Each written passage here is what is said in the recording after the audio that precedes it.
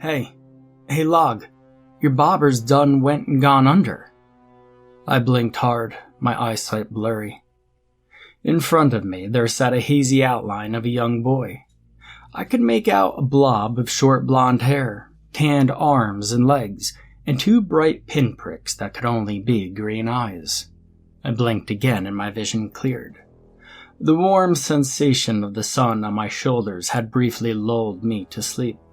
My 11-year-old brother, Avery, was looking expectantly at me from the other end of my silver dinghy.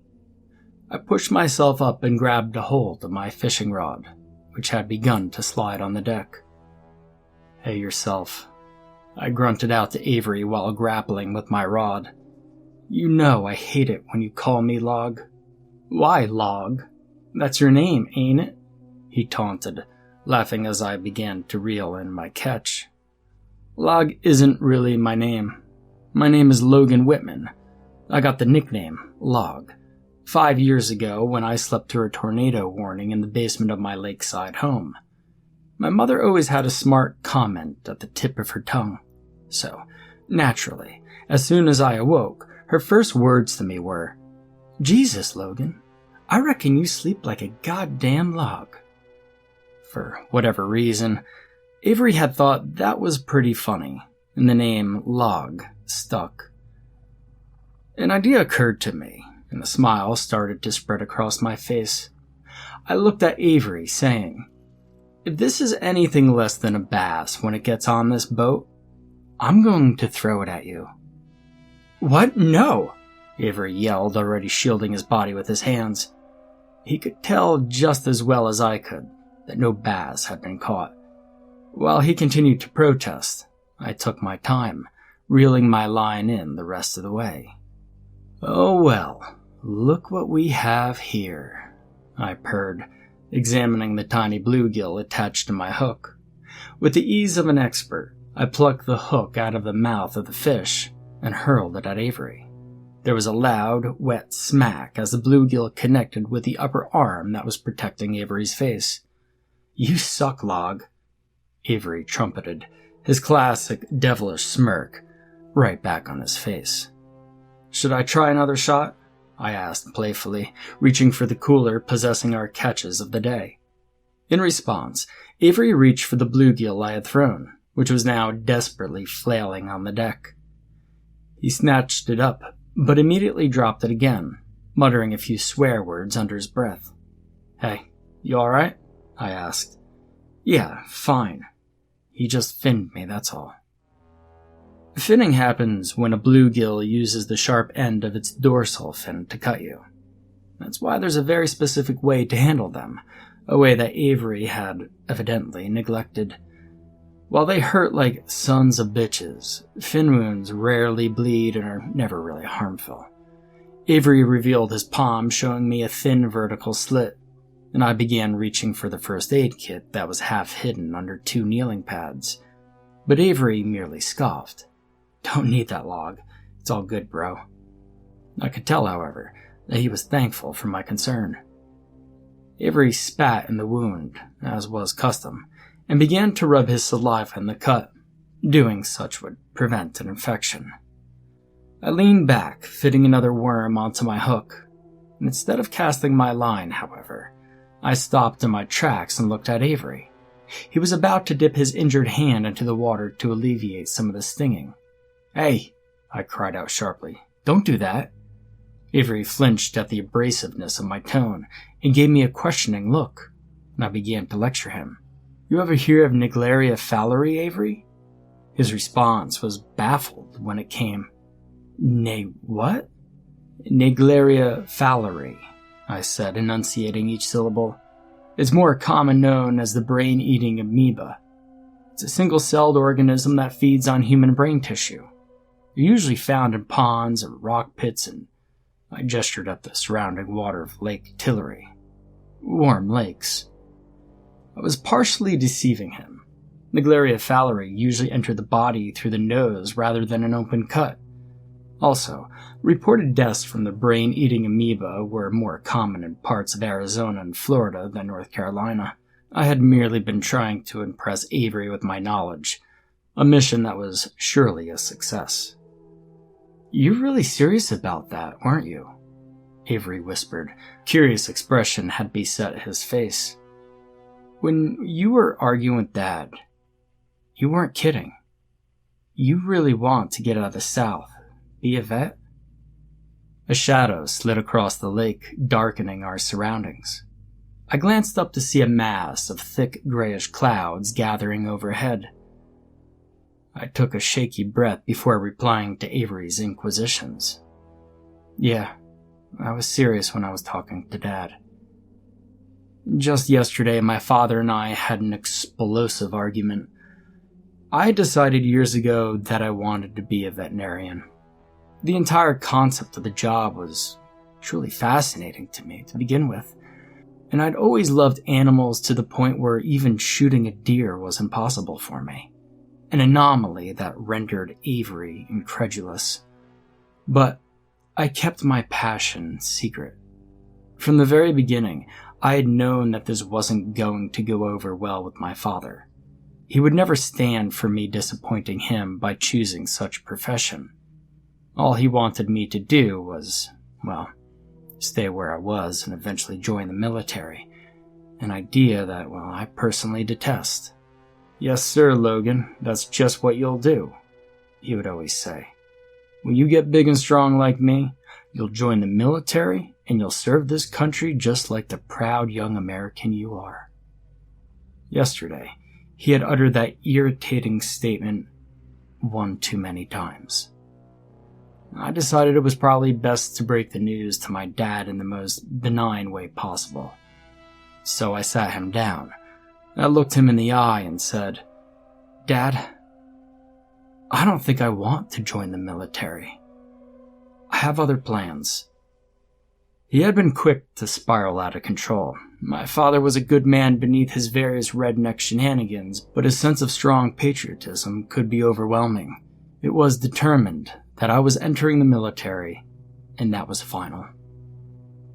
"I've got to get out of here," I whispered to myself, but Avery just barely caught my words.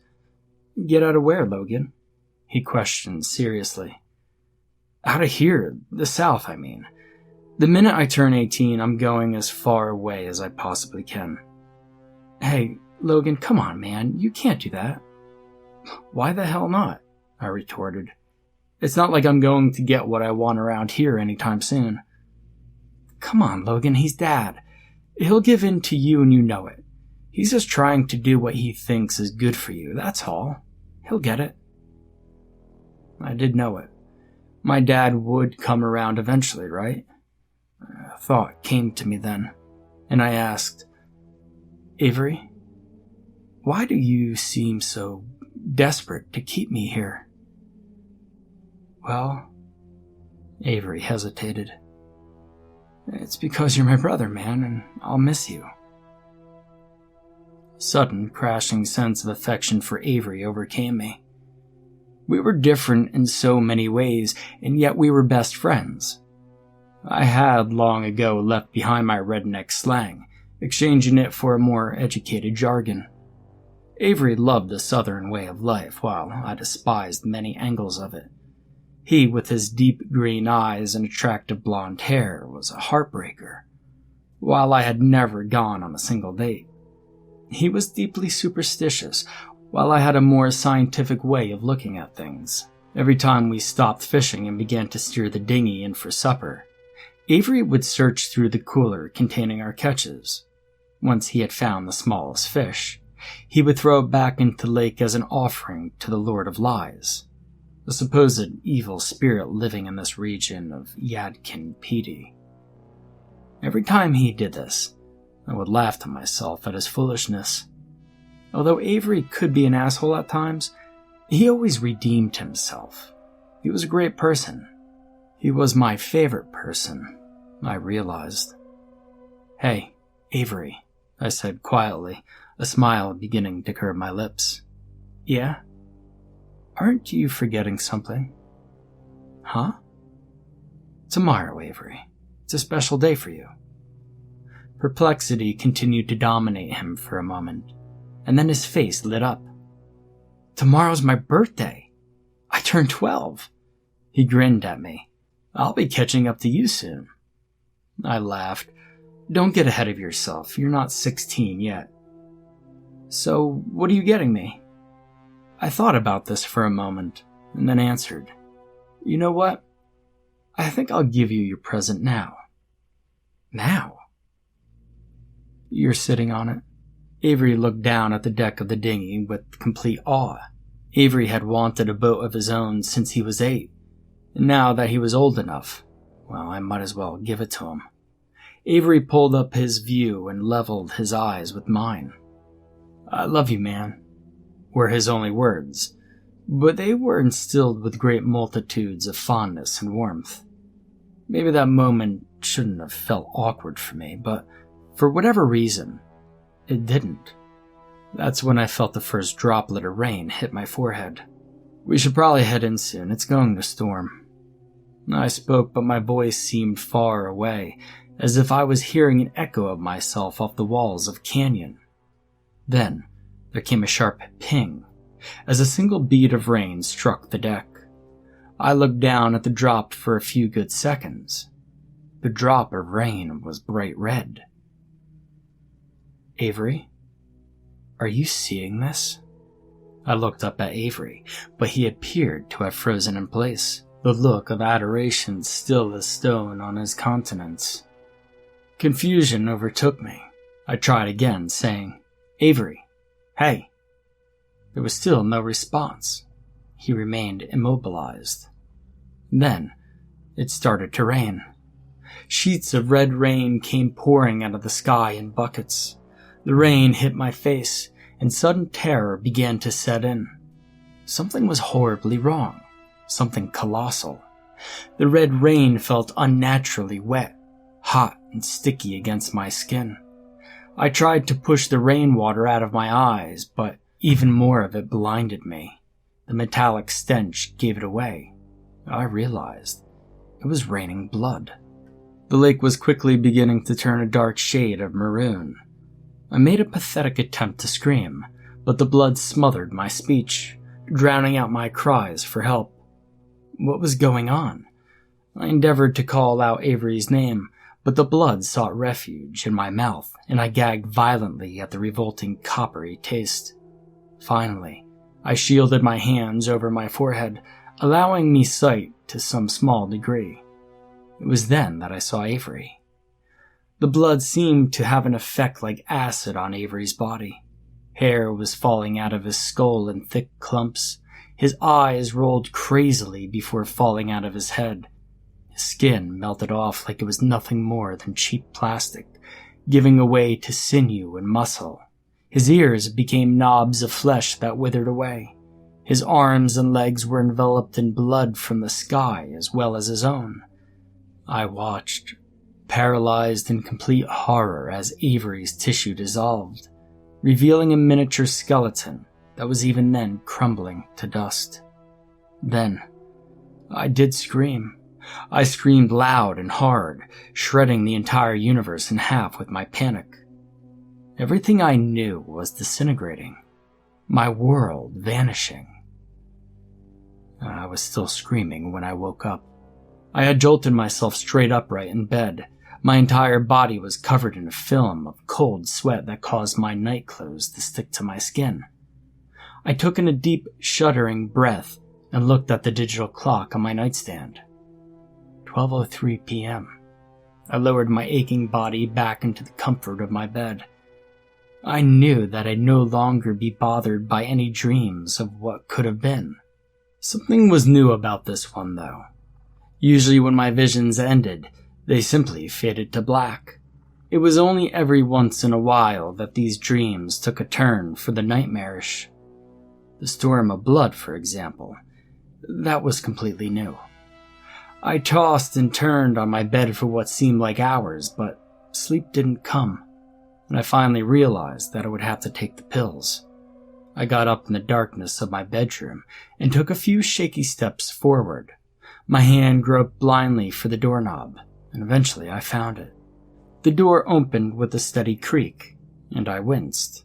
If my father found out I was awake, He'd probably give me a couple of new bruises to add to my collection. My left jawbone was still sore from where he had struck me the other day. I listened for a moment but heard no signs of argument. That is, if you can call what my parents do arguing at all. It's really more of my father yelling at my mother in a drunken rage while she cowers in the corner of the room. The bathroom is at the far end of the hall, and right next to it, Avery's room. Bit by bit, I inched my way down the hallway, being especially careful when passing the master bedroom. Finally, I was confronted by the two doors. Nobody had been inside Avery's room for years. Whenever I happened to pass by it, my pace was sure to quicken. I felt the unavoidable temptation to open the door, to take a quick peek inside for the sake of curiosity, if nothing else. In past experiences of these temptations, I'd always been too frightened to open the door. But now I could tell the time was right. My hand went for the doorknob, and I grasped it tightly, turning it slowly. Then I pushed the door open. I was breathing fast and my hands had grown weak. My imagination was turning out every possible monstrosity that could be waiting for me inside that room. All sorts of leviathans, behemoths, demons, and ogres danced inside my head as I stared into the darkness. The worst fiend of all that I was envisioning was Avery himself. However, it was not the Avery that I had grown to love, but instead, a perverse evil twin. I could practically see him standing in the dark corner of the room. His eyes were dark yellow instead of the sea green I knew so well. He had a smile of menace that promised many different forms of eternal torture. His arms were reaching out to me, long black fingers wanting nothing more than to drag me down to hell. My hand reached into the darkness, scrambling for the light switch. I found it and flicked on the lights. There was nothing there. Of course there was nothing there. A thin layer of dust had settled over the room. I gagged on the overpowering stale smell. There were a couple of dressers, a closet, and of course, Avery's crib sat in the corner. He was just a baby when I killed him. It was only when the dream started that his age really began to progress. I cut off the light, shut the door, and entered the bathroom. Moments later, I stared into the mirror on the wall. A pale, thin, sallow teenage boy stared back. His hair was long and greasy. It had been a while since anyone had bothered to cut it. His body seemed to slump a little as he stood, giving the illusion of his being shorter than he really was. His cheeks were flushed, his thin lips chapped, and he looked strangely ill. The most noticeable feature of this boy was his eyes. His faded blue pools seemed unnaturally dark. The whites surrounding his irises were bloodshot. The skin around his eyes was red and puffy. A long time ago, the mother of this boy had told him that eyes were windows to the soul. If this was true, the boy's soul was surely rotting. The sleeping pills were in my hand, and I scowled down at them. If only I hadn't killed my brother. I was only 5 years old when it happened. My mother had recently given birth to her second child, Avery. We had him for a solid 5 months. And I loved him more than anything else in existence, as did my parents. I was playing with him in his crib, having a pillow fight that was, admittedly, a bit one-sided. At one point, I thought it would be a good idea to press a pillow over his face.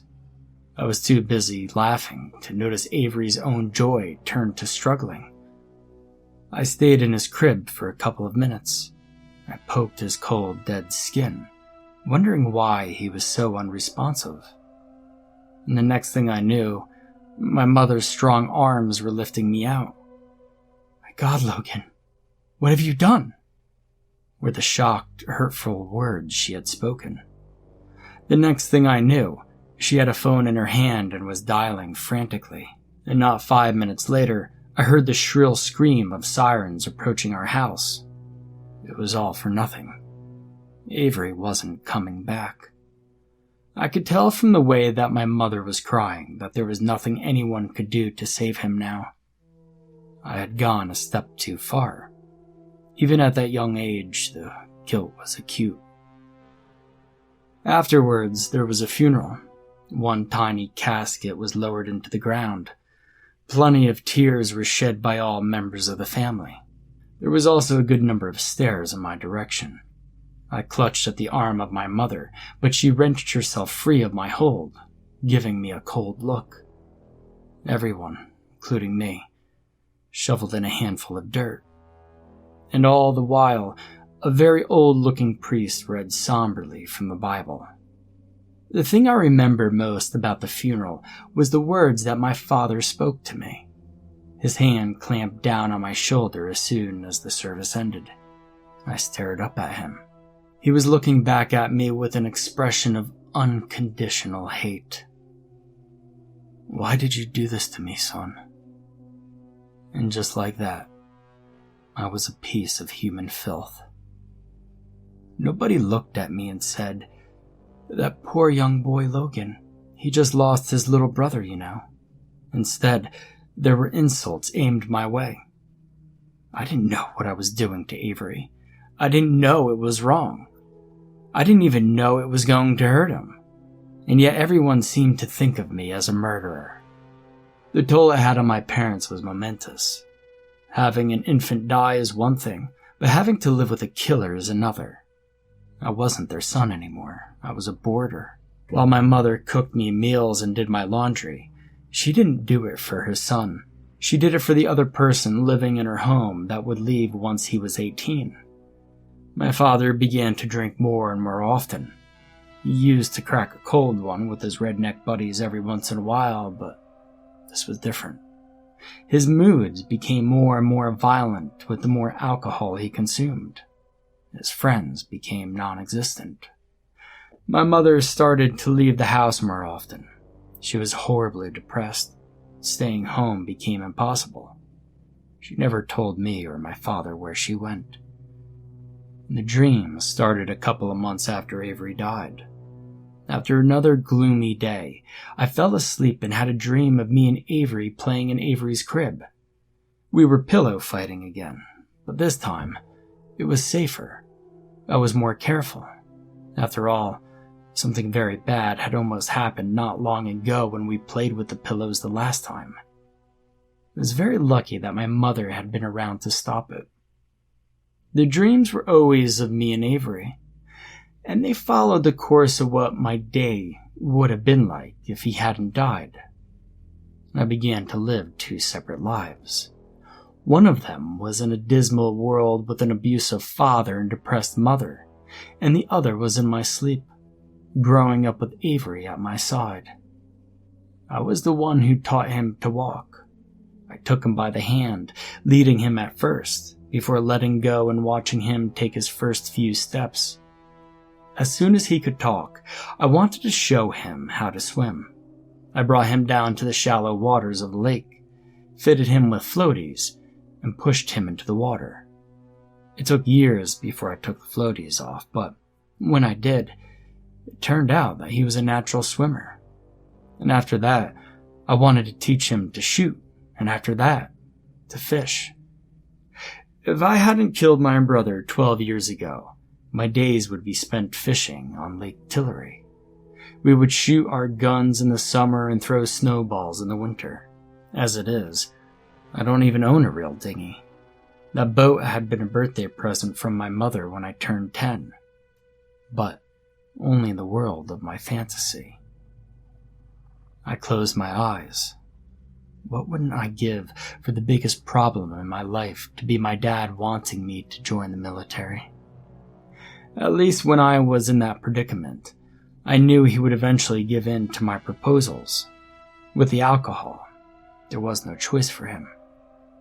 He chose beer and whiskey over everything. His wife, his happiness, his son. What wouldn't I give for Avery to be here right now. After all, shared blood runs thick.